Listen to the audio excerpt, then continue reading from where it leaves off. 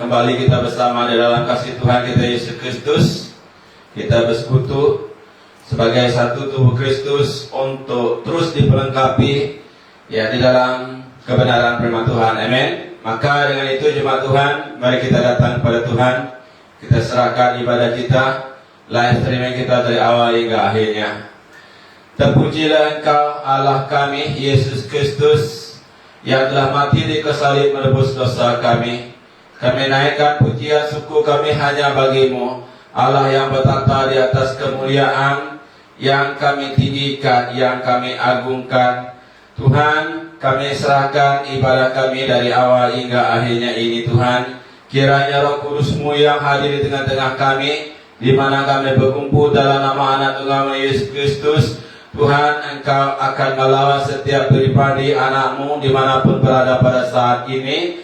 Lewat ibadah ini kami diubah. Tuhan, kami dibentuk menjadi semakin sempurna serupa dengan Kristus. Pakailah hamba-Mu ini untuk menyampaikan kebenaran firman-Mu, dan berkati setiap anak-anak-Mu khasnya pada Bapa pada pagi hari ini yang akan diajar oleh Engkau. Kau pakailah mulut hamba-Mu Tuhan, agar setiap firman yang disampaikan hamba-Mu ini Tuhan adalah dari-Mu. Kiranya Tuhan kuasa iblis ingin mengganggu kami, kami patahkan di dalam Yesus. Apapun yang kami pakai, lain internet, laptop, semua Tuhan, Kau berkati semuanya Tuhan untuk kemuliaan nama-Mu. Terpuji nama-Mu, dalam nama Yesus kami berdoa. Amen. Haleluya Tuhan. Terpuji nama-Mu Tuhan. Pada pagi hari ini kami menyambut Hari Bapa.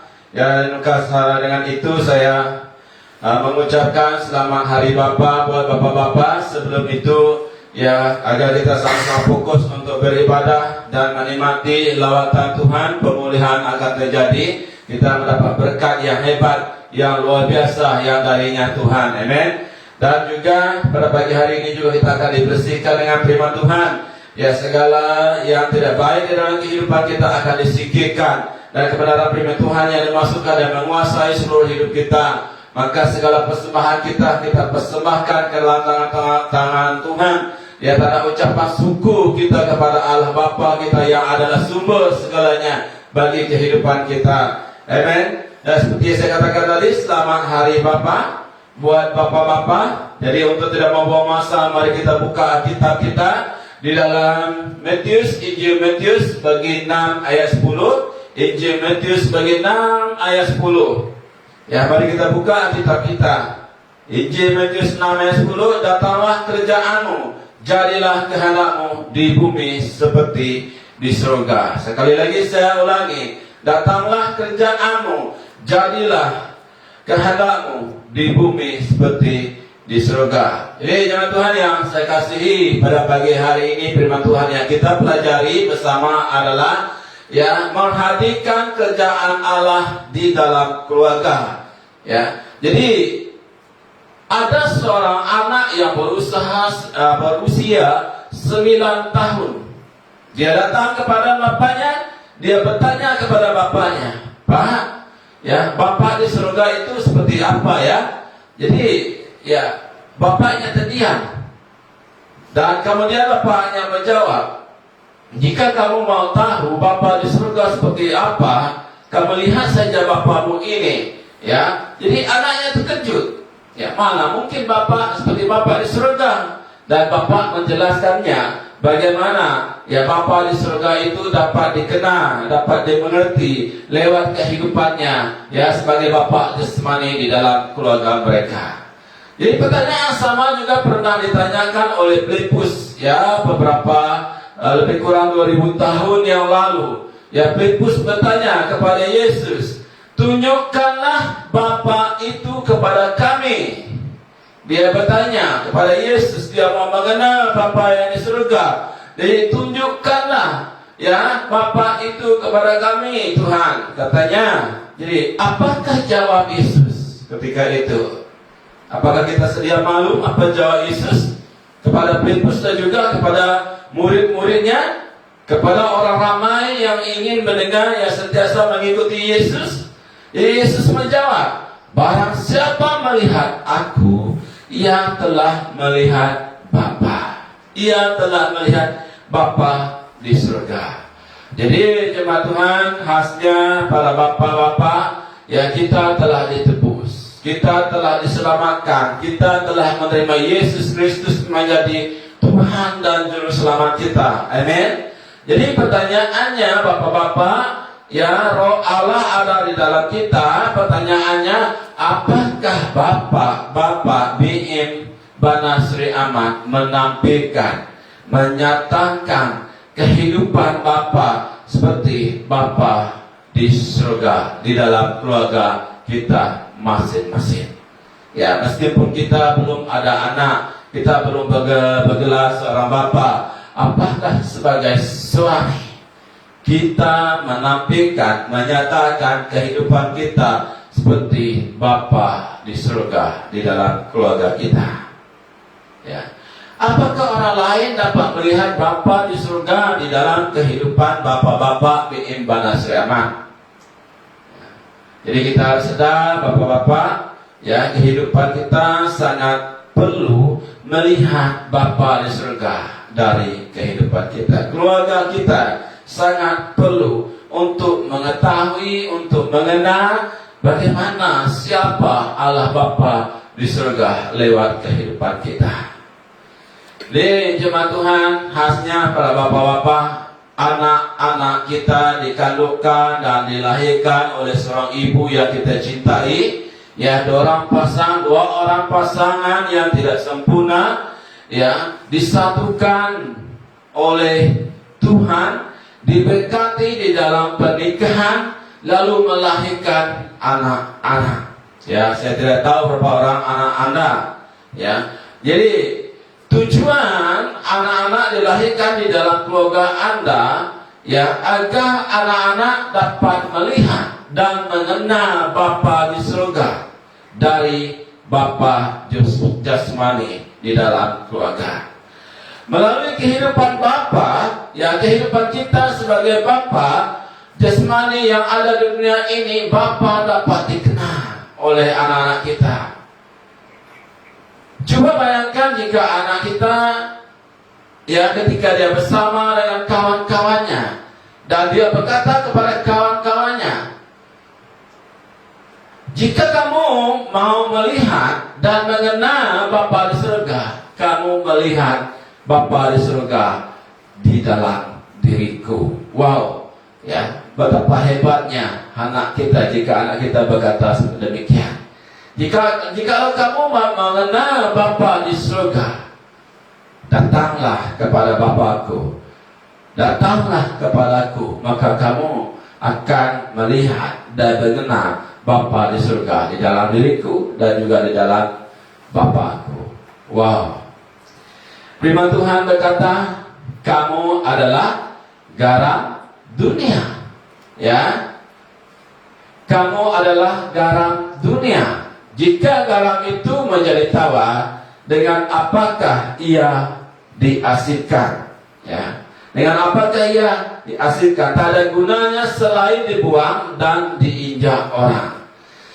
Sebagai Bapa, kita harus punya value yang tinggi. Ya, suka atau tidak, Bapa harus menjadi garam, mengasinkan keluarga, khasnya anak-anak kita di dalam keluarga. Ya, jadi di dalam keluarga, apakah garamnya Bapa asin atau tidak? Ya. Jika tiada asin lagi, maka masalah akan terjadi di dalam keluarga. Keluarga itu akan berantakan.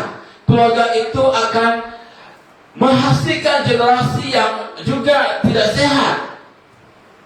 Jadi jika Bapak mau melihat keluarga Bapak terus bertumbuh dengan baik dan sehat, ya, Bapak harus membangun nilai diri dengan menjadi garam. Yang percaya katakan amin, sesuai dengan kebenaran firman Tuhan. Bagaimana caranya membangun nilai diri menjadi garam di dalam keluarga? Ya, membangun nilai diri menjadi garam di dalam keluarga dengan melakukan, dengan berpegang pada kebenaran firman Tuhan, percaya dan menghidupi kebenaran firman Tuhan sampai membentuk sebuah keluarga yang bertumbuh dengan baik baik dan sehat. Yang percaya katakan amin. Ya. Yang sedihnya banyak bapak-bapak, dia mengenal, dia mengetahui, dia menghafal firman Tuhan, ya dapat menghafal 1, 2, 10, 2, 30 sampai ratusan kebenaran firman Tuhan, hanya menguasai kebenaran firman Tuhan, tetapi tidak dikuasai oleh kebenaran firman Tuhan. Itu masalahnya. Itu yang menyebabkan bapak-bapak tidak dapat menjadi garam di dalam keluarga. Tahukah bapak, akar dari seorang anak yang mengalami gangguan jiwa, penyebabnya adalah di dalam keluarga, khasnya dari seorang bapak. Apakah anak-anak itu dibesarkan dengan sistem keluarga yang baik, yang sehat atau tidak? Apakah anak-anak itu dibesarkan dengan penuh kasih sayang atau tidak? Ya, semuanya itu sangat bergantung dari nilai seorang bapak. Jadi ada dua keadaan yang sering terjadi di dalam keluarga. Pertama, seorang anak jasmani lahir dan bertumbuh dengan baik dalam sebuah keluarga, dengan bapaknya berfungsi dengan baik, ya, dengan bapaknya menjadi garam di dalam keluarganya, mengasihkan keluarganya. Yang kedua, seorang anak lahir tanpa seorang bapak, ya, dia lahir bapaknya sudah meninggal dunia, atau dia lahir ibu bapaknya telah bercerai, atau memang dia ada bapak di rumah, ya, tetapi bapaknya tidak berfungsi dengan baik. Menurut Anda, anak yang mana yang bertumbuh dengan baik? Anak yang dalam keadaan satu atau anak yang di dalam keadaan dua? Sudah pasti yang bertumbuh dengan baik adalah anak yang berada di dalam keadaan satu, di dalam keluarga satu. Anak yang berada di dalam keluarga yang dua menghadapi masalah. Mengapa? Anak yang di dalam keadaan dua hidup tanpa haluan, hidup terkapai-kapai, hidup tanpa arah, hidup tanpa bimbingan, hidup tanpa panduan. Ini yang menyebabkan pertumbuhan anak tersebut terancam, tidak sehat, ya. Masalah di dalam keluarga dua juga disebabkan bapak yang tidak berfungsi dengan baik. Dia tahu bagaimana dia harus berfungsi dengan baik, dia tidak tahu bagaimana dia berfungsi dengan baik, dia tidak tahu bagaimana dia berfungsi dengan benar. Mungkin dulu juga dia hidup hanya begitu saja, tanpa didikan, tanpa bimbingan dari ayahnya. Jadi sekarang dia teruskan hidup hanya begitu saja, ataupun dia dulu dididik dengan sistem yang tidak baik, sistem yang sangat keras. Maka labang bapak, labanglah anak. Anak burik bapak, bapak burik anak rintik, ya. Bapak kencing berdiri, anak berak berlari. Coba bayangkan, secara berulang, berterusan, keturunan keluarga tersebut begitu, melahirkan generasi yang sama, dari satu generasi ke satu generasi, ya. Jadi bapak-bapak, kita harus pahami bahwa peranan kita sebagai seorang bapak sangat dominan. Suka atau tidak, gambaran bapak, ya, gambaran Allah sebagai bapak itu sangat kuat dalam Alkitabiah. Sebab pengaruh seorang bapak terhadap keluarga, khasnya anak-anak, sangat besar, sangat penting. Terutama dalam membangun konsep tentang Allah, terutama ya untuk menghadirkan kerjaan Allah di dalam keluarga kita, sebagai keluarga orang yang percaya, sebagai keluarga yang telah ditebus, sebagai keluarga yang telah diselamatkan. Maka dari itu bapak-bapak harus sadar bahwa bapak-bapak telah ditebus oleh Yesus Kristus, telah diproses, dibentuk dengan begitu indah oleh Bapa di surga. Jadi, sedekah bapak-bapak bimbana siraman, bapak-bapak adalah garam dunia. Jika bapak-bapak adalah garam dunia, berarti bapak-bapak bimbana siraman adalah bapak-bapak yang brilian. Wow. Ya. Anak-anak, jika bapak-bapak Anda brilian, berapakah berkah Anda bagi kepada bapak Anda? Ibu-ibu, jika bapak Anda adalah bapak yang brilian, dari 1 sampai 10 berkah, berapakah berkah yang Anda bagi kepada bapak Anda? Ya, jawab dengan jujur. Ya, jika berani, kalau boleh, jawab kepada saya, hantar melalui WhatsApp. Dan bapak-bapak, berapakah nilai yang Anda beri kepada anak-anak Anda dari 1 sampai ke 10? Ya, berapakah nilai yang Anda beri kepada istri Anda, kepada keluarga Anda? Coba hantar kepada saya. Ya, selesai ini kebaktian ini. Jadi Bapa di surga telah memberi kepercayaan, telah memberi mandat oleh Bapa di surga untuk menghadirkan kerajaan Allah di dalam keluarga kita orang percaya. Yang percaya katakan amin. Agar keluarga kita mengalami dan menikmati suasana surga, ya. Agar bapak-bapak pada siraman yang brilian menghasilkan generasi yang brilian untuk kerajaan Allah di dunia ini.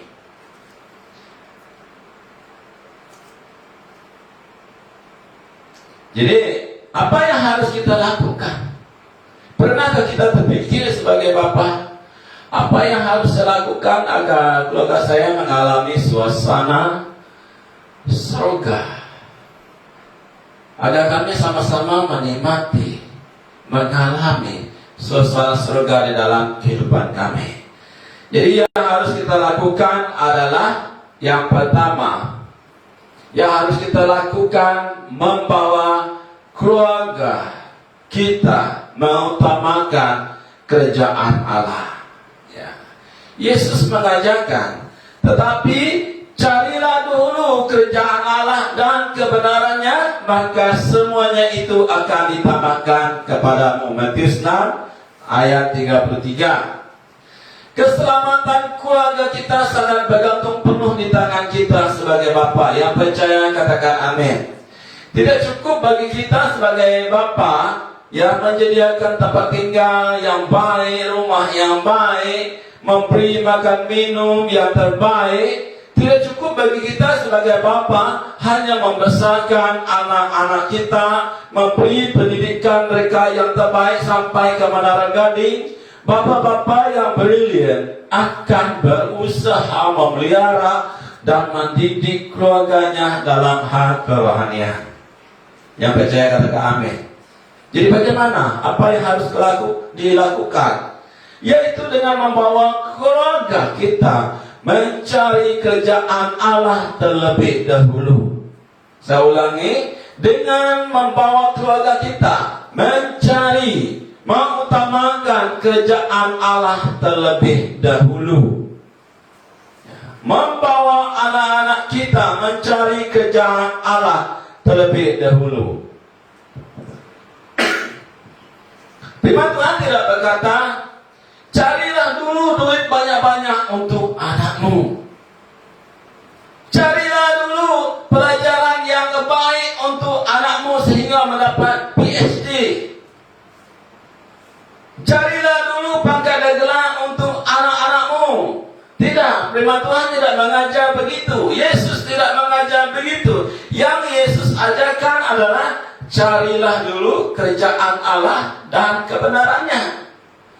Maka uang akan diberikan, pendidikan akan diberikan, pangkat akan diberikan, semua yang lain akan ditambahkan ke dalam kehidupan anak kita. Yang percaya katakan amin. Jangan terlalu fokus untuk mencari uang. Bukan maksud saya untuk menghalang kita mencari uang, tidak. Akan tiba saatnya kamu akan sadar bahwa uang tidak dapat membeli semuanya. Memang benar, kita hidup di dunia ini sangat memerlukan uang. Akan tiba saatnya kamu akan sadar bahwa uang tidak dapat membeli kebahagiaan. Akan tiba saatnya kamu sadar uang tidak dapat membeli kesetiaan. Akan tiba waktunya kamu akan sadar uang tidak dapat membeli kesehatan. Akan tiba saatnya kamu akan sadar bahwa uang tidak dapat membeli hidup kekal untuk anak-anakmu, juga untuk dirimu sendiri.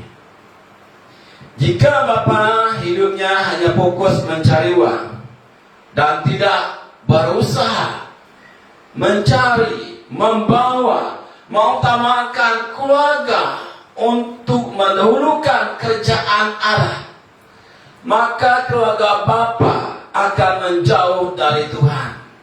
Jika itu terjadi di dalam kehidupan Bapa, hidup keluarga akan terpisah melayan dari Allah. Alangkah sedihnya jika hal itu terjadi. Mengapa hal itu terjadi? Sebab mencari uanglah banyak orang yang menyimpang dari Tuhan. Buktinya, ya Rasul Paulus menyatakan kepada kita, karena akar segala kejahatan ialah cinta uang. Benar kan kita lihat apa yang terjadi di dunia? Sebab oleh memburu uanglah beberapa orang telah menyimpang dari iman dan menyiksa dirinya dengan berbagai duka. Benar, hal ini terjadi, saya melihat. Dulu orang itu begitu etik beribadah, etik melayanan, ya, sangat etik.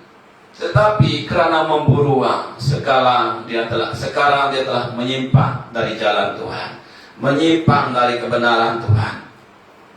Tidak lagi beribadah, tidak lagi melayani. Mereka sekeluarga begitu jauh dari Tuhan. Tidak dapat dinafikan seperti yang saya katakan tadi, hidup kita di dunia ini perlu uang.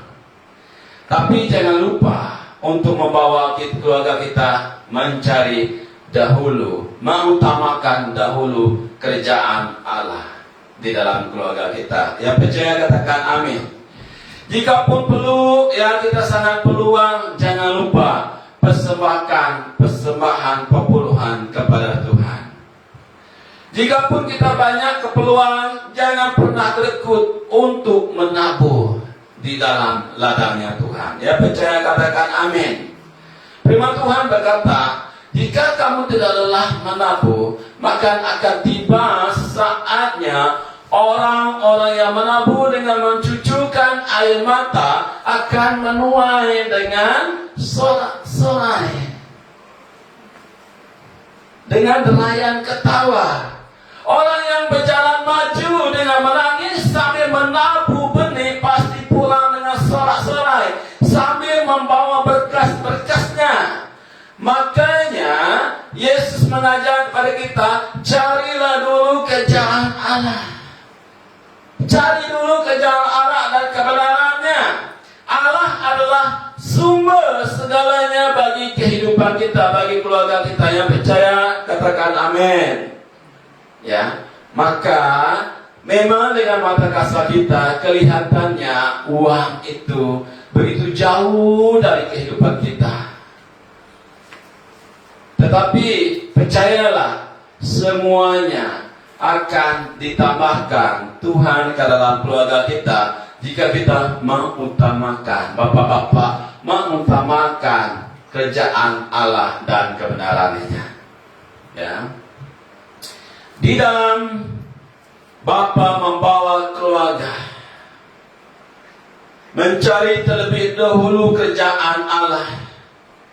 Secara tidak langsung Bapa mendidik keluarga Bapa, mendidik anak-anak Bapa mengasihi Allah melebihi apapun.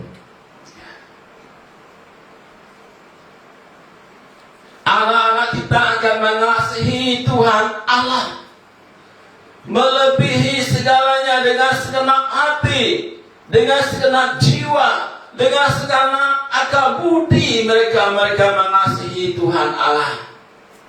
Jadi bapak-bapak yang dikasihi di dalam Tuhan, marilah kita didik anak-anak kita mengasihi Tuhan melebihi apapun.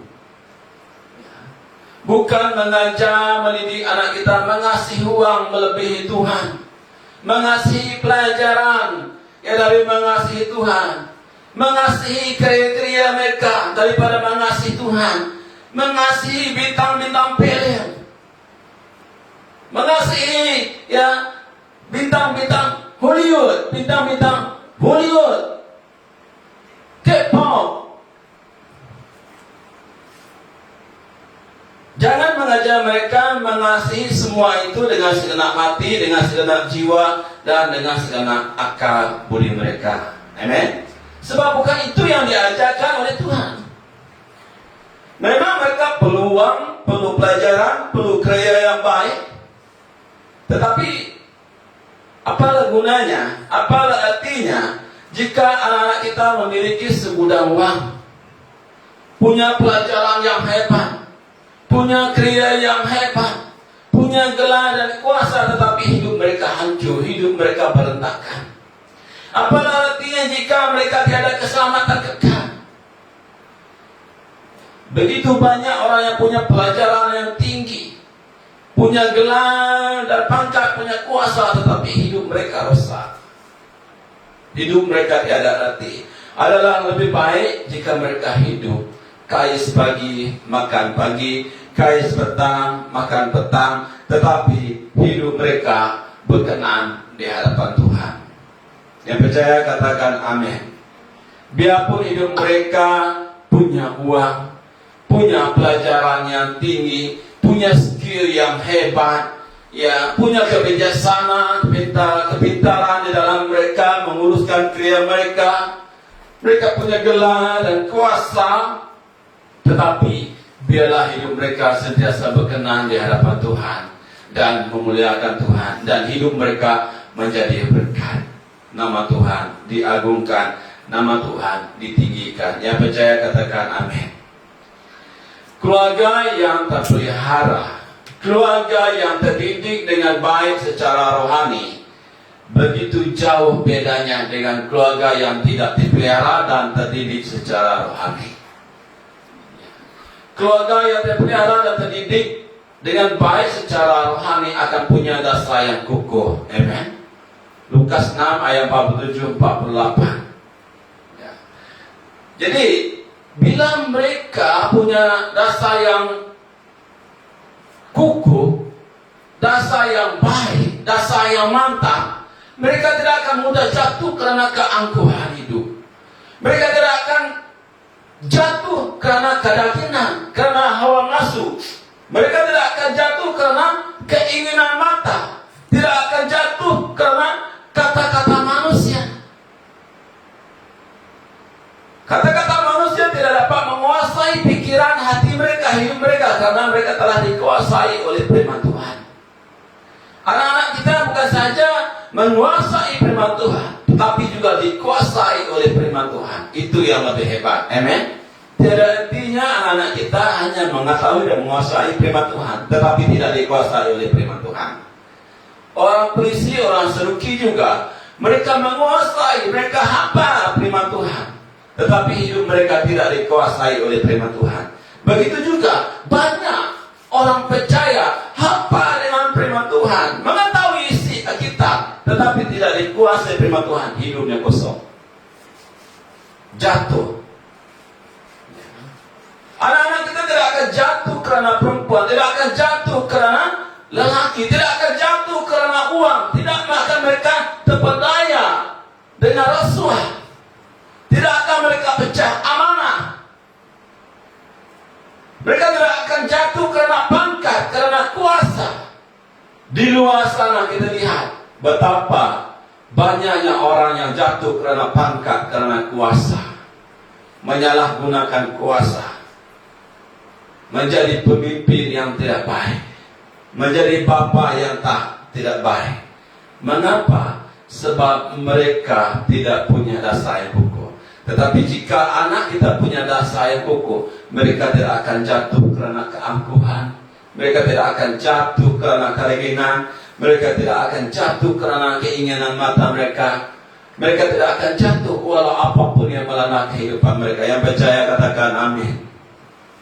Bayangkan, perhatikan betapa hebatnya anak-anak kita, betapa hebatnya keluarga kita.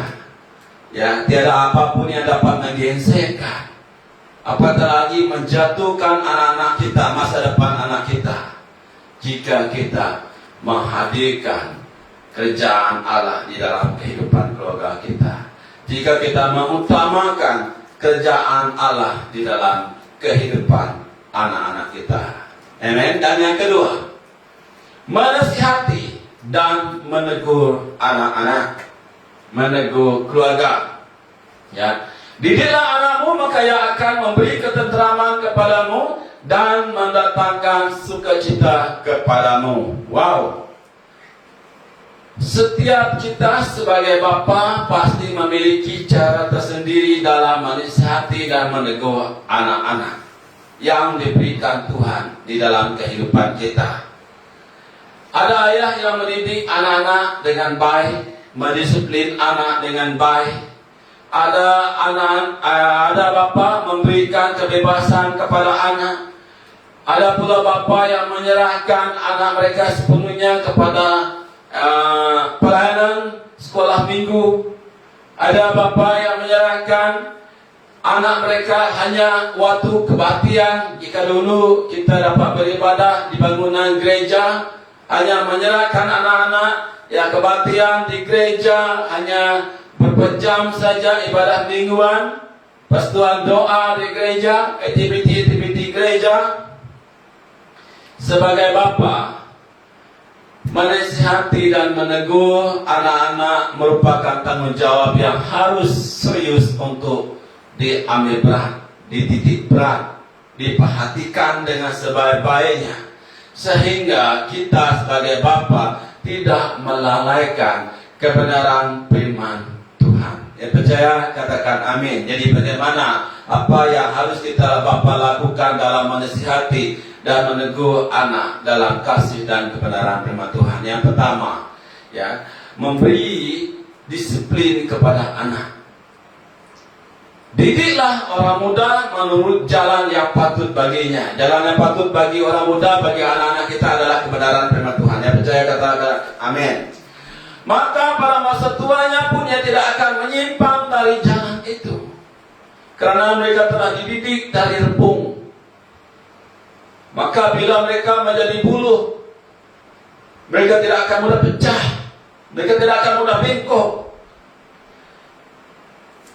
Selain mencurahkan kasih sayang kepada anak, seorang bapa harus memberi disiplin ya terhadap anak-anak. Memberi disiplin terhadap anak-anak dengan tujuan agar anak-anak menjadi jerah dan tidak mengulangi kesalahan yang sama berulang-ulang, sehingga anak-anak dapat bertumbuh dengan baik ke arah yang benar sesuai dengan kehendak Tuhan dan menyelamatkan nyawa mereka dari dunia orang mati. Ya, memang terkadang disiplin dari kita sebagai bapa terkadang tegas dan agak keras terhadap anak-anak.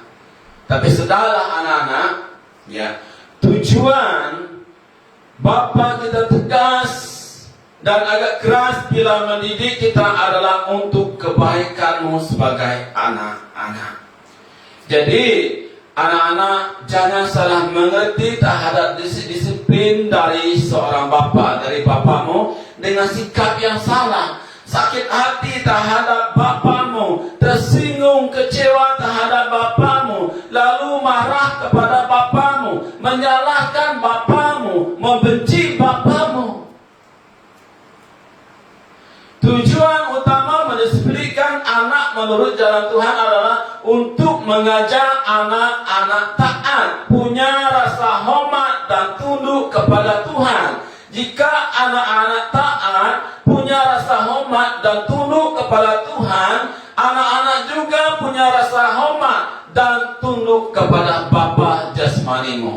Yang percaya katakan amin. Jadi sebagai bapa harus selalu menanamkan kepada anak bahwa kita sebagai bapa mendisiplinkan anak atas perintah Tuhan, dan juga tidak menjalankan nama Tuhan dalam mendisiplinkan anak. Oleh karena itu, ketika mentaati dan mendengarkan nasihat bapaknya, anak-anak juga harus menyadari, karena ketaatannya kepada perintah Tuhan berarti ketaatan juga kepada Bapa.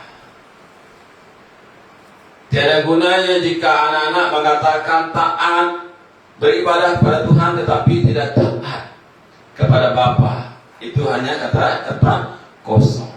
Tiada artinya anak-anak aktif di dalam peranan tanpa mentaati Bapa yang berada dengan anak, Bapa jasmani. Tiada bapa yang menginginkan anak-anaknya menjadi anak yang nakal. Amen. Tiada. Saya pun tidak mau anak saya menjadi seorang anak yang tidak baik, anak yang gagal, anak yang salah dalam pergaulan. Tidak mau. Anak yang mengalami penderitaan di kemudian hari. Tidak mau. Kami sebagai bapa, kami memikirkan masa depan kamu sebagai anak. Bapak-bapak Anda memikirkan masa depan kamu sebagai anak yang dikasihinya. Semua bapa sangat berharap anak-anaknya menjadi orang yang baik, orang yang hidup berhasil dalam segala bidang yang diceburi, berjaya dalam apapun karya kamu, menjadi anak-anak yang sangat membanggakan bapa. Jika kamu berjaya, kami sebagai bapa juga bangga dengan kejayaan kamu. Kami juga turut bersukacita dengan kejayaan kamu sebagai anak-anak kami. Kami bangga jika kamu hidup takut akan Tuhan, hidup berkenan di hadapan Tuhan. Sebab itu kami sebagai bapa berusaha memberi yang terbaik bagi anak-anak. Bahkan kami sebagai bapa rela melakukan dan mengorbankan apa saja demi masa depan, demi kepentinganmu anak-anak. Oleh sebab itu, anak-anak yang dikasihi, janganlah kamu melarikan diri dari nasihat dan teguran dari Bapa. Si pengkhotbah berkata dalam Amsal 1 ayat 8 dan 9, "Hai anakku, dengarkanlah didikan ayahmu, dan jangan menyia-nyiakan ajaran ibumu, sebab karangan bunga yang indah bagi kepalamu dan suatu kalung bagi lihemu." Wow, ini adalah mahkota bagimu anak-anak. Nasihat didikan dari kami Bapa adalah mahkota, karangan bunga yang indah bagi kepalamu, suatu kalung yang sangat berarti, sangat berharga bagi lihemu. Amin. Saudara, sepanjang kehidupan kamu sebagai anak-anak sangat memerlukan nasihat dan teguran dari Bapa. Meskipun kamu telah berjaya, telah mendirikan rumah tangga, kamu tetap memerlukan nasihat dan teguran dari seorang bapa. Yang percaya katakan amin. Seterusnya, tanggung jawab bapa untuk menghadirkan kerajaan Allah di dalam keluarga adalah mendoakan anak-anak. Ini yang dilakukan Ayub di dalam ayat 1 ayat 5. Setiap kali apabila hari-hari pesta telah berlalu, Ayub memanggil mereka dan menguruskan mereka. Keesokan harinya, pagi-pagi bangunlah Ayub, lalu mempersembahkan korban bakaran sebanyak jumlah mereka sekalian. Sebab pikirnya, mungkin anak-anakku sudah berbuat dosa. Demikianlah dilakukan Ayub sentiasa, bukan sekali, bukan dua kali. Kita sedia maklum Ayub adalah seorang bapa yang hidup takut akan Tuhan. Amin. Dan juga seorang bapa yang kuat di dalam doanya, kuat mendoakan anaknya. Selalu menaikkan doa-doa khusus untuk anak-anaknya. Setiap kali setelah anak-anaknya selesai mengadakan pesta, maka Ayub memanggil ketujuh anaknya. dan menguduskan mereka. Keesokan harinya, pagi-pagi benar, bangunlah Ayub, lalu mempersembahkan korban bakaran sebanyak jumlah anaknya. Ya, sebab pikirnya, mungkin anak-anakku sudah berbuat dosa dan telah mengutuki Allah di dalam hati mereka. Kehidupan doa Ayub memberi teladan bagi kita, bapa jasmani, bapa di akhir zaman, untuk tekun mendoakan anak-anak kita. Jika tidak kita, siapa lagi yang mendoakan anak kita? Kesibukan pekerjaan atau pelayanan jangan menjadi alasan atau penghalang di dalam kita mendoakan anak-anak kita. Begitu banyak ya anak-anak pastor, anak-anak pemimpin gereja, anak-anak jemaat yang jatuh di dalam dosa. Mengapa? Karena tiadanya perlindungan doa dari seorang bapa. Dengan melihat kehidupan Ayub, kita sedia maklum Ayub adalah seorang bapa yang sangat bertanggung jawab. Ayub bukan sekadar seorang bapa yang baik hati, yang jujur, ikhlas, yang hidup takut akan Tuhan, yang hidup menjauhkan kejahatan. Meskipun Ayub seorang yang kaya, Ayub seorang yang sibuk, tetapi dia tidak melupakan tanggung jawabnya, tugasnya sebagai seorang bapa. Ayub sangat mengambil bergerak peran. Ayub sangat memperhatikan kehidupan anak-anaknya. Oleh sebab itu, dalam kesibukannya melakukan tugas, menjalankan bisnisnya, Ayub sebagai seorang imam memberi masa berdoa, memohon kepada Allah, ya, menyerahkan anak-anaknya ke dalam tangan Allah yang Maha Kuasa. Amen. Ayub adalah teladan yang sangat baik bagi kita sebagai bapa, terutama yang memiliki anak yang semakin meningkat dewasa. Dalam usia yang demikian, ya mereka meningkat dewasa, anak-anak sekarang merasakan dirinya tidak lagi memerlukan nasihat, teguran, bimbingan kita sebagai seorang bapa. Mereka mulai menjauhkan diri. Saya lihat begitu banyak anak yang mulai menjauhkan diri dari bapaknya, dari ibunya. Ya, merasakan dirinya dapat berjalan sendiri, merasakan dirinya dapat berdikari sendiri. Sebenarnya anak-anak, kamu belum mampu lagi. Ya, kamu masih jauh dari panggang, seperti panggang masih begitu jauh dari api. Ya, jangan menganggap dirimu pintar. Jangan menganggap dirimu mampu, ya. Jangan menganggap dirimu hebat. Tanpa bapa, siapalah dirimu, ya. Anak-anak sudah memiliki keinginan dan pertimbangan sendiri. Maka yang dapat dilakukan kita sebagai bapa yang tidak dapat dilawan oleh anak-anak adalah membawa anak-anak dalam doa kepada Allah, menyerahkan anak-anak ke dalam doa. Biarlah mereka di dalam naungan kuasa Allah, di dalam kawalan Allah, di dalam hidup hadiran Allah. Yang percaya katakan amin. Ya, kita telah berdoa, menyerahkan, mempercayakan mereka ke dalam tangan Allah yang Maha Kuasa. Inilah cara terbaik kita untuk menghadirkan kerjaan Allah di dalam kehidupan anak kita. Tidak salah kita mendoakan agar anak kita diberkati, berjaya dalam pelajaran, berjaya dalam hidup mereka, dalam kerja mereka. Tetapi adalah lebih baik jika kita berdoa agar anak kita dijamah, dilawat oleh Roh Kudus, diubah oleh Roh Kudus.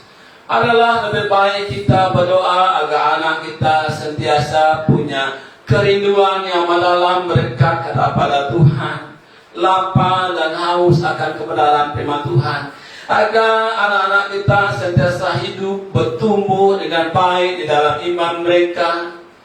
Ya, prestasi iman mereka sentiasa meningkat dari semasa ke semasa. Adalah lebih baik jika kita berdoa agar anak kita anak yang hidup takut akan Tuhan. Yang percaya katakan amin. Ya. Seorang bapa mendoakan anak-anaknya begini, Tuhan, saya serahkan anakmu.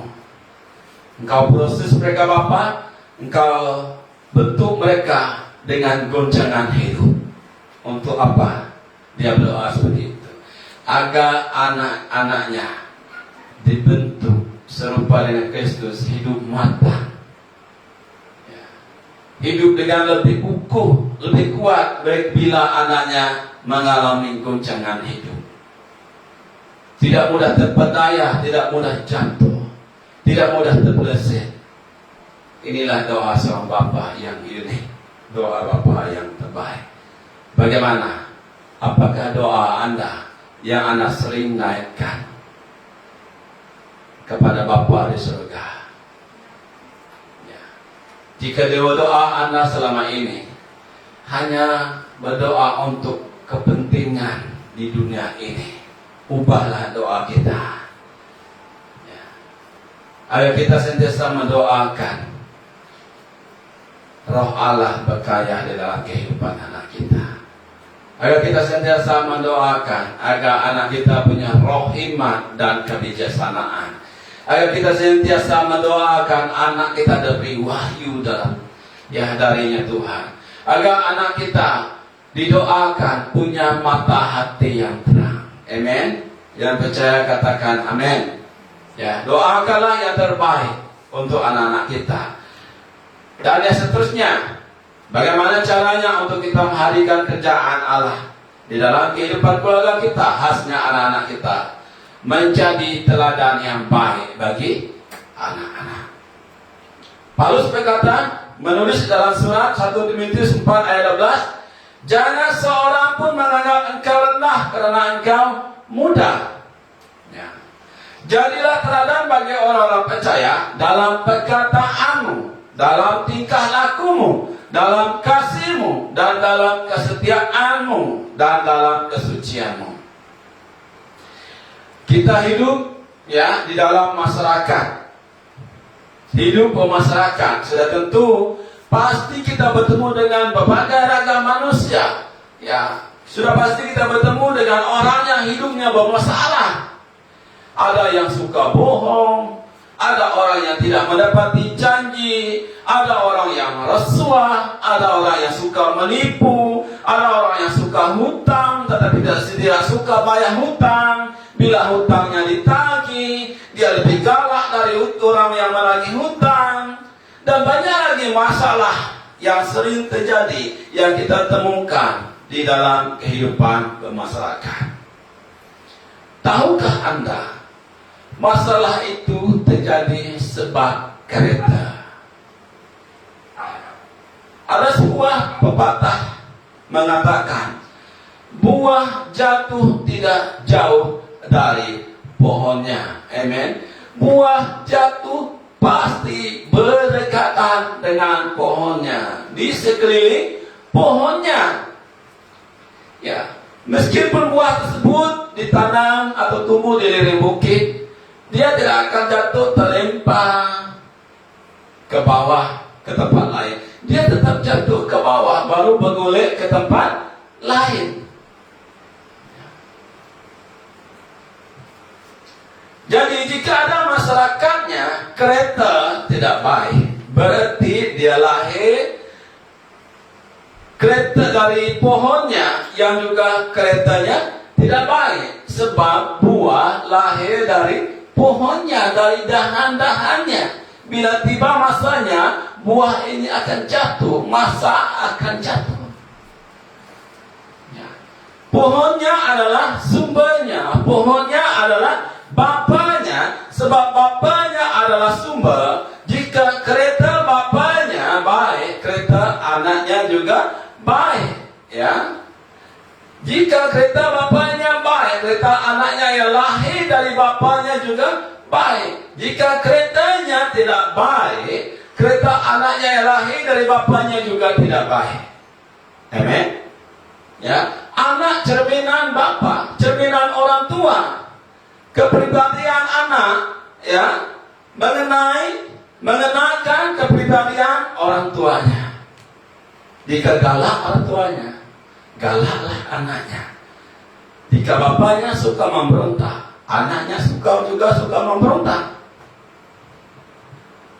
Tahukah Bapak, sedangkan Bapak bahwa anak-anak tinggal bersama kita sebagai Bapak 24 jam sepanjang hari, siang dan malam.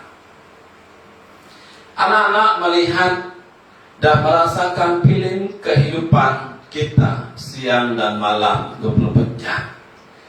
Jika film kehidupan kita yang mereka lihat, yang mereka alami, yang mereka nikmati baik, kehidupan anak-anak kita juga baik. Jadi jika film kehidupan kita tidak baik, mereka melihat tayangan yang tidak baik, maka kehidupan anak-anak kita juga tidak baik.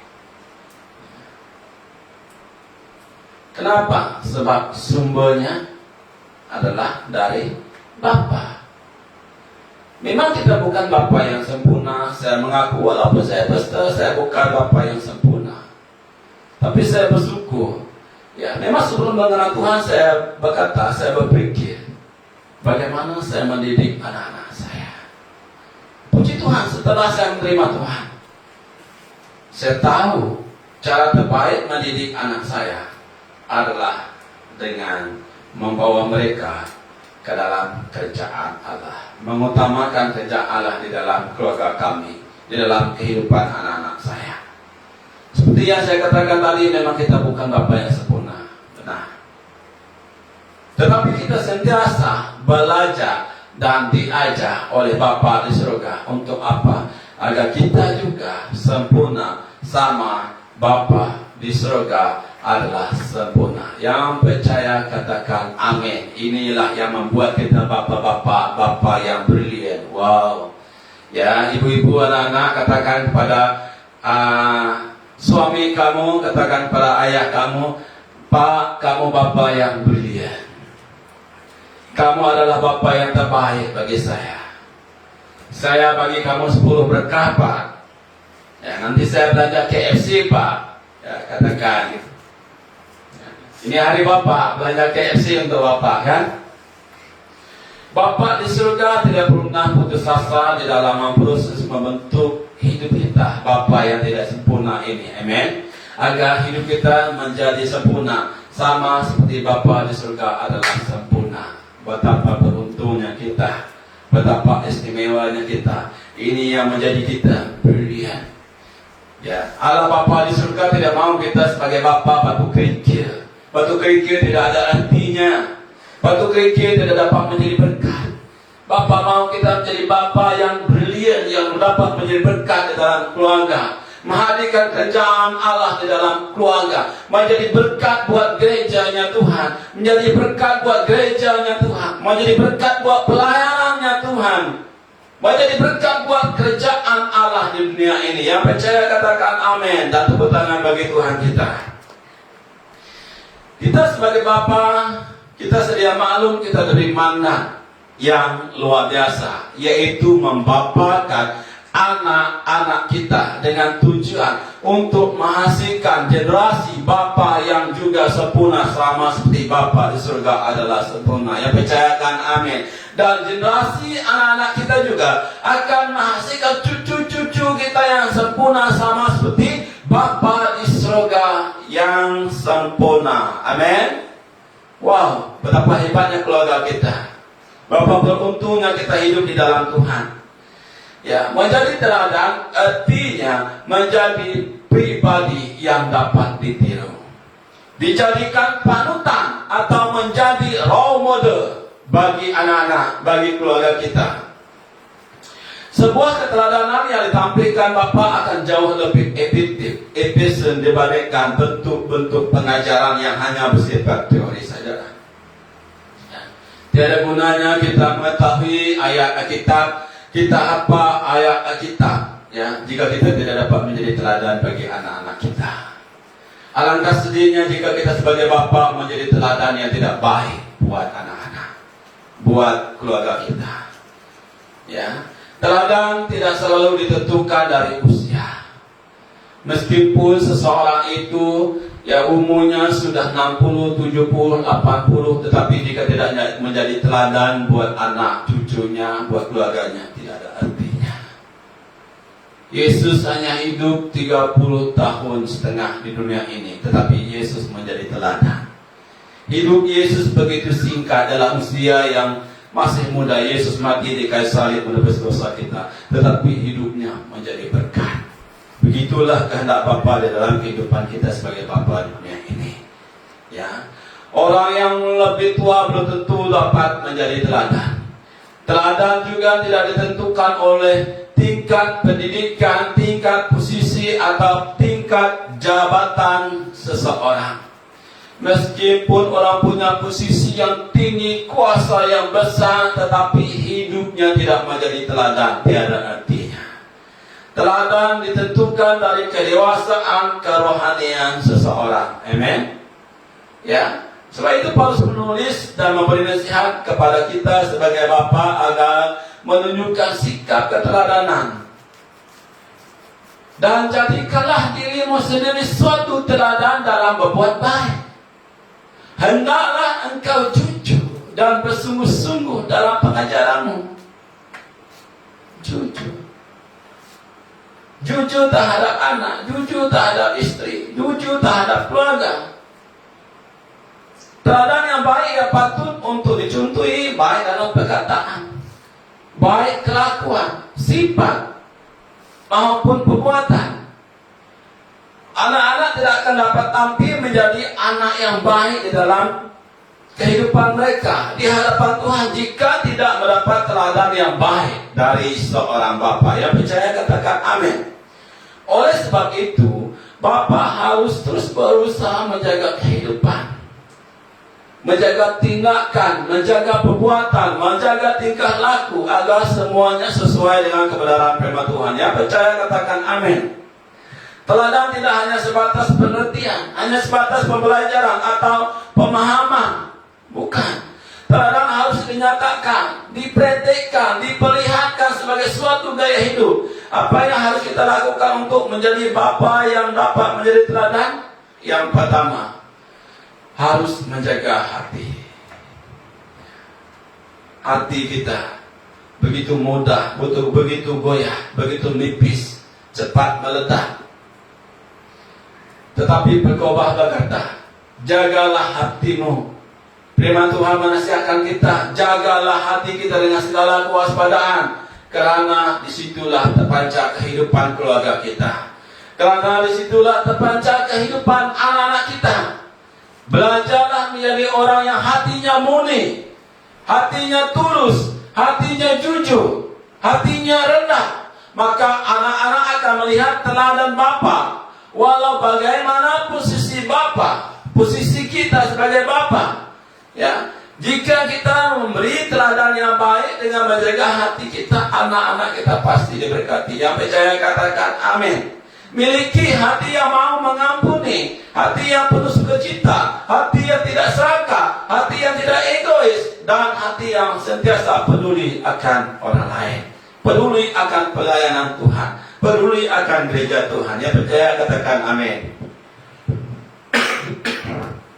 Kedua, membangun pikiran yang benar.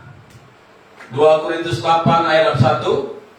Karena kami memikirkan yang baik bukan hanya di hadapan Tuhan, tetapi juga di hadapan manusia.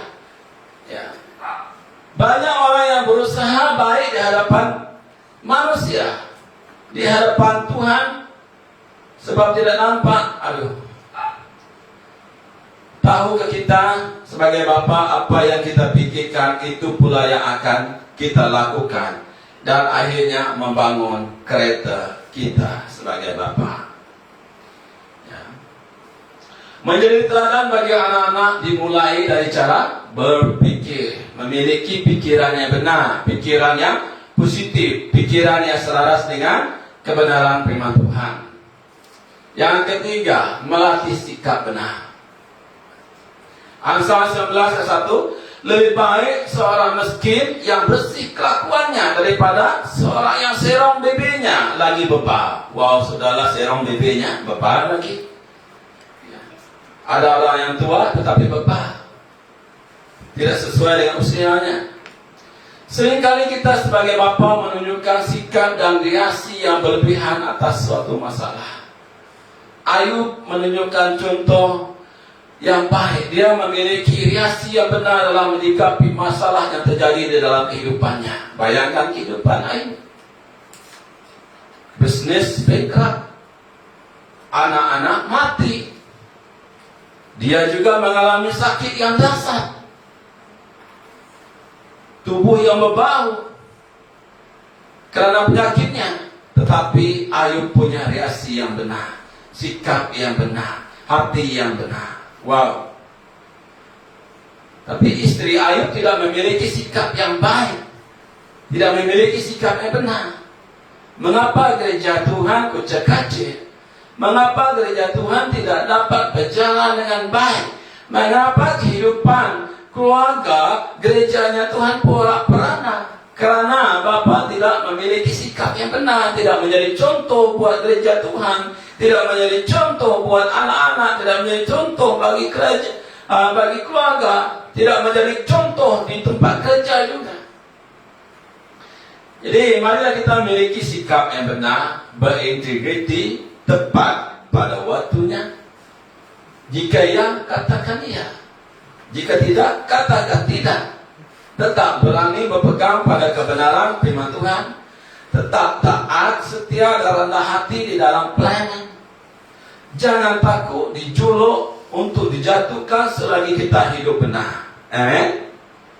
Disiplin rohani, komitmen, bertanggung jawab dan sebagainya.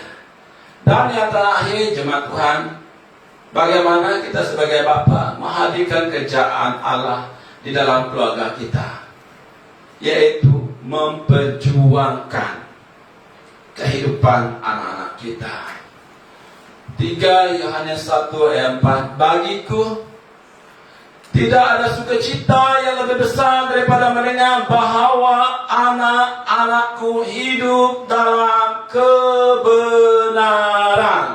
Inilah sukacita yang tidak dapat diungkapkan dengan kata-kata.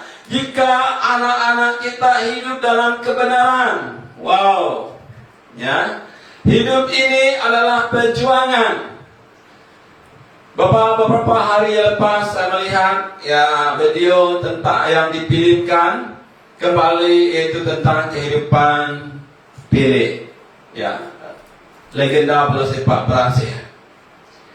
Dari kecil Pele bercita-cita mau menjadi seorang pemain bola sepak. Dia beransur bila dia melihat di dalam pertandingan Piala Dunia, Brazil kalah.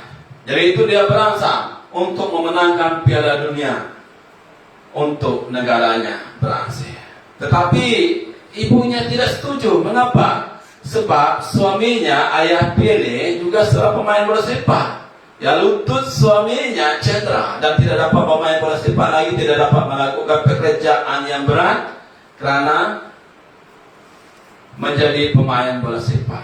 Meskipun begitu, Pele tetap beransur, Pele tetap bercita-cita untuk menjadi seorang pemain bola sepak yang baik, agar negara tercintanya Brazil dapat memenangkan Piala Dunia. Tetapi pada suatu hari kawan-kawan Pele, suatu dia masih kecil, kerana tidak uang, hidup miskin, mereka mencuri kacang dan mereka lari dan mereka bersembunyi. Tiba-tiba hujan lebat. Mereka lari di gua, dan hujan lebat, tanah runtuh dan rakan-rakannya mati, dan Pele sangat kecewa. Dia ingat kawannya mati kerana mereka curi kacang untuk beli kasut untuk Pele bermain. Dari itu dia patah semangat. Bapaknya datang memberi dorongan kepada Pele untuk membangkitkan semangat Pele, agar dia kembali bersemangat untuk menjadi seorang pemain bola sepak. Bapaknya menggunakan buah mangga mengajar Pele bermain bola sepak, skill bermain bola sepak. Berkat dukungan dan dorongan bapaknya, perlahan-lahan Pele kembali semangat, mau bermain bola sepak. Pele kembali bangkit.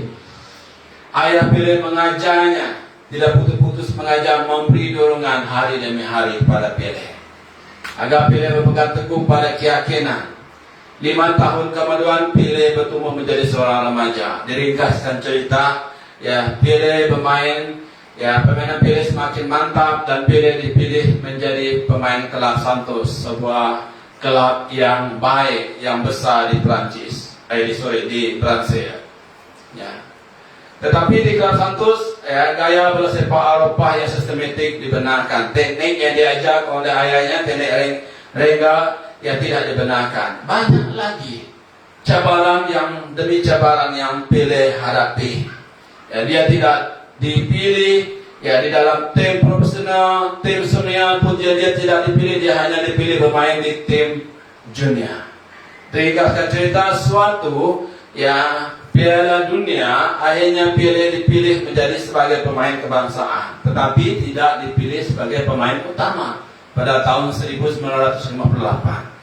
Dia hanya menjadi pemain penonton, sebagai penonton saja. Ya, tiba-tiba 3 orang pemain utama Prancis cedera, dan disitulah peluang Pele.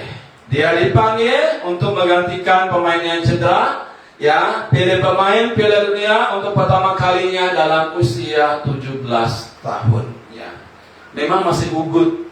Suatu pertama kali dia masuk padang, pikirannya kosong. Ya, dia begitu berdebar-debar. Dan ditambah lagi penonton mempertawakan, mengejek Pele sebab dia lebih pendek dari orang lain. Ya, dia lebih kecil. Tetapi ya, di waktu semifinal melawan Prancis, dalam waktu 25 menit Pele melakukan hat-trick dan mengalahkan Prancis. Di final, ya, Prancis bertemu dengan Sweden. Prancis bukan pasukan pilihan. Jadi ayahnya sekali lagi telepon. Dia memberi kata dorongan, sokongan, support yang begitu baik kepada Pele. Dia memperjuangkan Pele agar menjadi pemain yang baik, agar Pele juga menjadi inspirasi buat timnya, buat pasukan Prancis, menjadi sumber semangat buat pasukan Prancis, ya, menjadi pembangkit semangat buat pasukan Prancis. Disingkatkan cerita, akhirnya Prancis berjaya mengalahkan Sweden dengan jaringan 5-2 pada usia 17 tahun. Pele memenangi Piala Dunia untuk Prancis sesuai dengan cita-citanya sewaktu dia masih kecil. Dorongan dan sokongan, kata-kata nasihat, kata-kata semangat dari seorang bapa menjadi fondasi masa depan anak-anaknya. Amen. Ya, memang tidak dapat disangka untuk menghasilkan anak yang baik. Bapa harus menghadapi berbagai tantangan yang berat dan mencabar. Ya. Ada 2 tantangan yang harus kita hadapi pada zaman ini. Tantangan dari luar, yang pertama tantangan dari luar. Tantangan ini ya adalah dari sisi teknologi dan globalisasi. Ya, tidak dapat dinafikan bahwa anak-anak kita terkena tempias akibat teknologi yang semakin canggih. Bukan seperti kehidupan kita zaman dulu. Jauh, sangat jauh berbeza. Jika zaman dulu kita mau bercinta, kita tulis surat berminggu-minggu. Jika zaman dulu kita tengok TV hitam putih, kotaknya besar. Tetapi sekarang TV-nya nipis, orangnya besar, perutnya besar, TV nipis. Jika dulu orang bercinta pakai surat, tapi sekarang pakai WhatsApp, Instagram. Begitu jauh perbedaannya.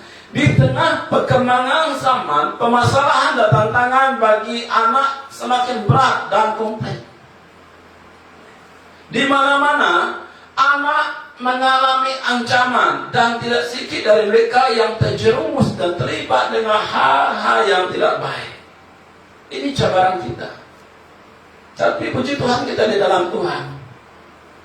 Di satu sisi teknologi memang bermanfaat dan memberi dampak yang positif. Tetapi di sisi yang lain, teknologi perlu diwaspadai. dan sangat berbahaya. Jadi pertanyaannya, bapak-bapak, mau dibawa kemana anak kita pada era digital ini? Ya.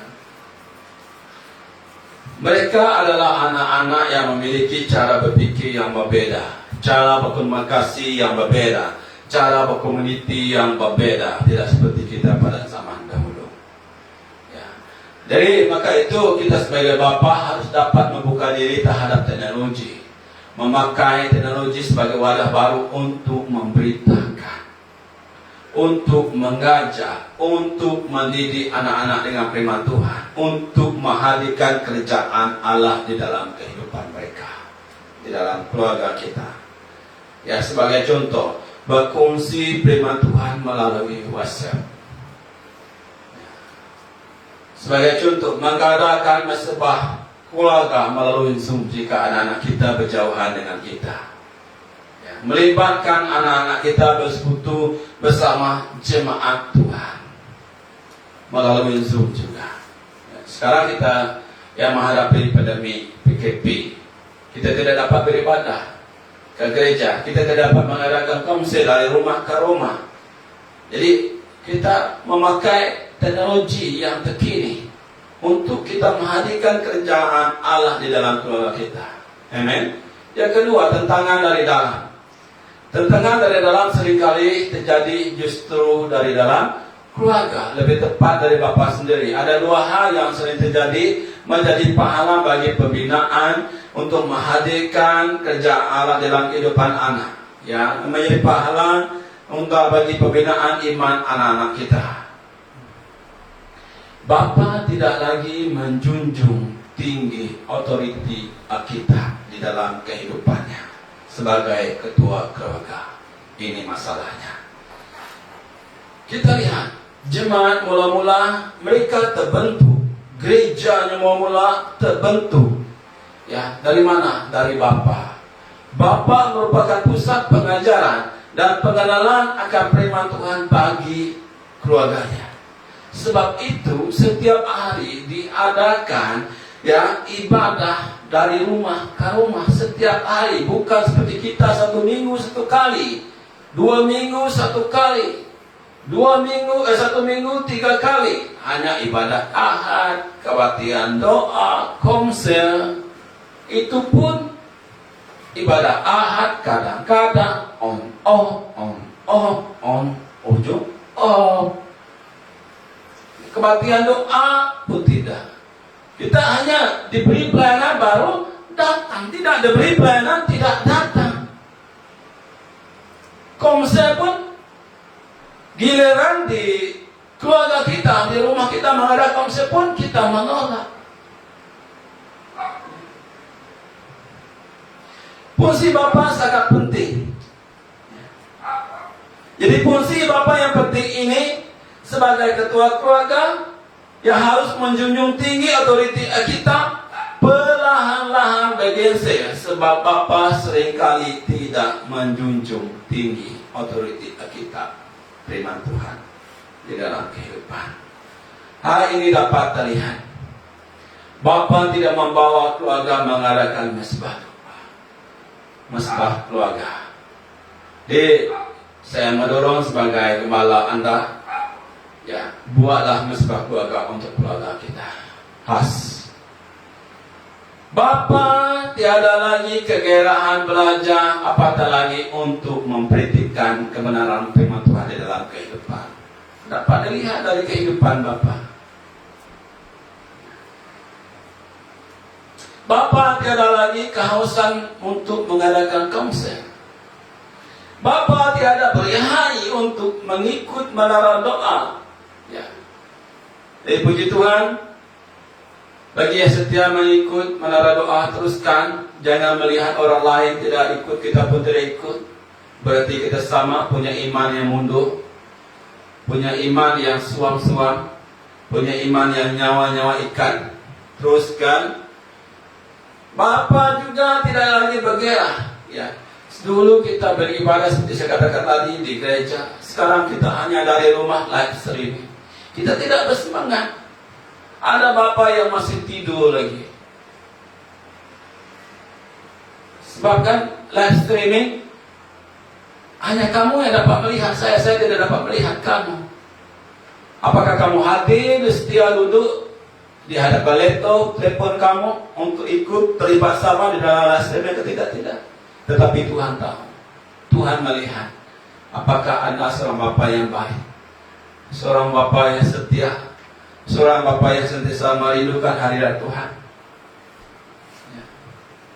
Live streaming, menara doa online, aktiviti keagamaan hanya dilakukan melalui online saja sekarang. Hanya dilakukan di rumah. Itu pun kita tidak dapat. Itu menunjukkan kita telah mundur dalam iman. Tiada kegerahan lagi. Bapak-bapak, jangan hanya menjadikan anak kita menjadi pengikut Kristus, tetapi jadikan anak-anak kita murid Kristus. Yang percaya katakan amin. Tugas pemuridan merupakan tugas penting bagi Bapa untuk menjadikan anak-anak murid kebenaran firman Tuhan. Bukan tugas gereja, bukan tugas pesta. Ianya bermula di keluarga, dimulai dari bapak-bapak. Bapak perlu mengajak anak-anak untuk memiliki hidup dalam kebenaran firman Tuhan dan meneladani kehidupan Kristus. Banyak keluarga yang akhirnya kehilangan anaknya. Mengapa? Bila sesuatu yang tidak baik terjadi ke dalam kehidupan anaknya, barulah datang ke gereja. Tetapi dia tidak sedar hal itu terjadi adalah akibatnya dari dirinya sendiri sebab tidak menjunjung tinggi otoriti firman Tuhan Alkitab. Iman keluarga menjadi rapuh. Iman keluarga anak-anak tidak bertumbuh. Untuk itu Bapak harus kembali kepada firman Tuhan, menyusun kembali pembinaan iman keluarga secara alkitabiah. Amen. Seterusnya, Bapak tidak respon terhadap kemajuan terkini, kemajuan teknologi. Di tengah kemajuan teknologi, Bapak ternyata lebih senang tertinggal di belakang. Kami sumpah, ada sumpah apa kata? Nak boleh ubah kami sih apa kata? Ada sumpah. Terus tinggal laban sumpah pakainya. Terus bekerja lama, terus tinggal lama. Labangai berubah, tidak terbuka. Maka seperti kesaksian nanti pemain Newcastle, Santiago, berasal dari Meksiko. Dari kecil dia berminat pemain bola sepak. Dia bercita-cita mau menjadi seorang pemain bola sepak profesional. Bercita-cita untuk pemain di Liga Inggris. Tetapi dihalang oleh bapaknya. Tiada support dari bapaknya. Jangankan mau memperjuangkan anaknya, mendukung anaknya, dia sendiri membantah anaknya. Kenapa? Sebab dia tidak punya pikiran yang terbuka. Bapaknya berkata, kita hidup susah, kita orang miskin, mana mungkin kamu dapat menjadi pemain bola sepak profesional, mana mungkin kamu dapat bermain di Liga Inggris. Pikiran bapaknya tertutup, dia tidak ada usaha dari bapaknya. Tetapi puji Tuhan, neneknya terbuka. Neneknya mengumpul uang simpanan, membeli tiket, memberi uang kepada Santiago, dan Santiago pergi ke Liga Inggris. Memang banyak cabaran yang dia dapat, tetapi akhirnya dia dapat menjadi pemain utama Newcastle pada masa itu. Jadi jika kita punya pandangan lebih senang tertinggal di belakang, ini membuat kita sebagai bapa menutup diri terhadap kemajuan teknologi terkini. Jadi karena itu bapa cenderung menjadi tempat yang tidak menarik bagi anak-anak yang hidup dekat sekali dengan teknologi. Sedangkan teknologi dapat dipakai untuk menghadirkan kerajaan Allah, untuk kita membekalkan anak-anak kita. dengan firman Allah, memperjuangkan hidup mereka dengan kebenaran firman Allah. Yang percaya katakan amin. Ya, jika kita tidak perjuangkan anak kita, hidup anak kita, mendukung anak kita, siapa lagi? Jika anak kita sangat memerlukan dukungan, dorongan dari kita, apatah lagi ketika mereka lemah, mereka ketika tidak berdaya, ketika mereka putus asa. Orang lain tidak akan support mereka. Orang lain tidak akan memperjuangkan hidup mereka. Orang lain lebih suka melihat anak kita lemah. Orang lain lebih suka melihat anak kita tidak berdaya. Orang lain lebih suka melihat anak kita hidup di dalam kekalahan dan terus hidup di dalam kekalahan. Dari itu bangkitlah kita sebagai anak. Apapun keadaan anak-anak kita, perjuangkan anak kita. Mari bapak-bapak penasiraman, kita sama bagaining bahu bekerja sama memperjuangkan anak-anak kita. Ya.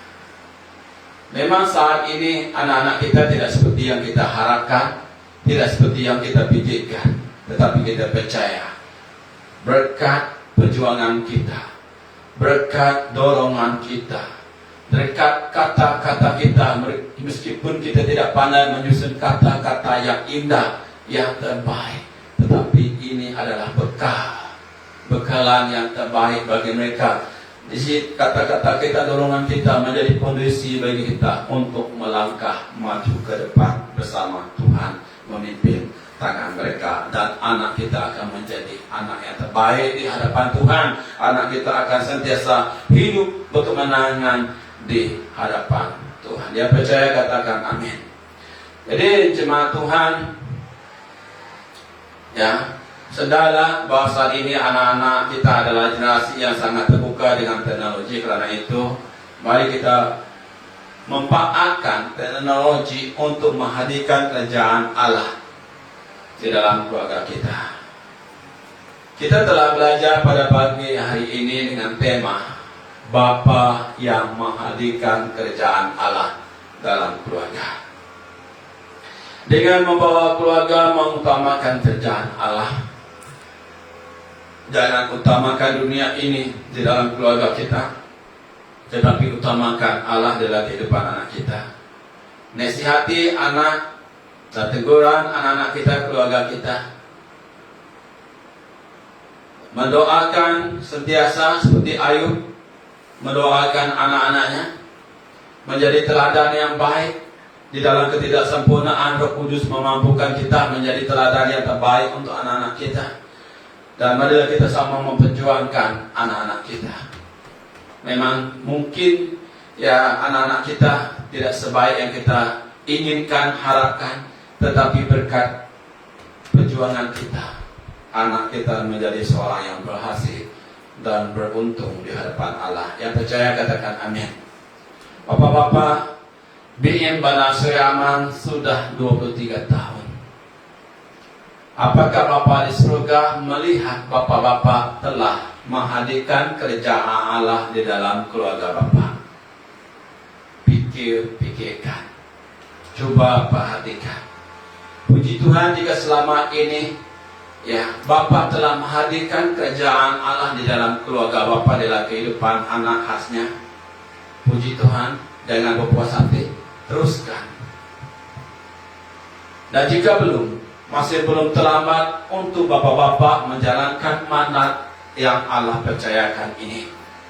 Marilah kita bangkit, melangkah bersama Tuhan. Bapak adalah Bapak yang brilian, bukan Bapak yang biasa, bukan Bapak yang di tepi jalanan. Mari hadirkan kerajaan Allah di dalam kehidupan anak dan juga keluarga Bapak. Dan saya percaya, meskipun di sekitar kita banyak yang rosak, banyak yang tidak berfungsi, lewat pelayanan Bapak di dalam keluarga menghadirkan kerajaan Allah, masyarakat di sekitar kita akan dipulihkan, akan dimenangkan. Ya, bukan hanya anak-anak kita mengalami dan menikmati suasana kerajaan surga, tetapi juga masyarakat mendapat berkat Mengapa? Sebab anak-anak kita semakin bertumbuh, semakin meningkat, semakin meluas, semakin naik, bukan turun. Tuhan mengangkat keluarga kita, anak-anak kita naik, bukan turun. Allah akan mengangkat anak-anak kita bergerak maju ke depan sebagai kepala, bukan ekor.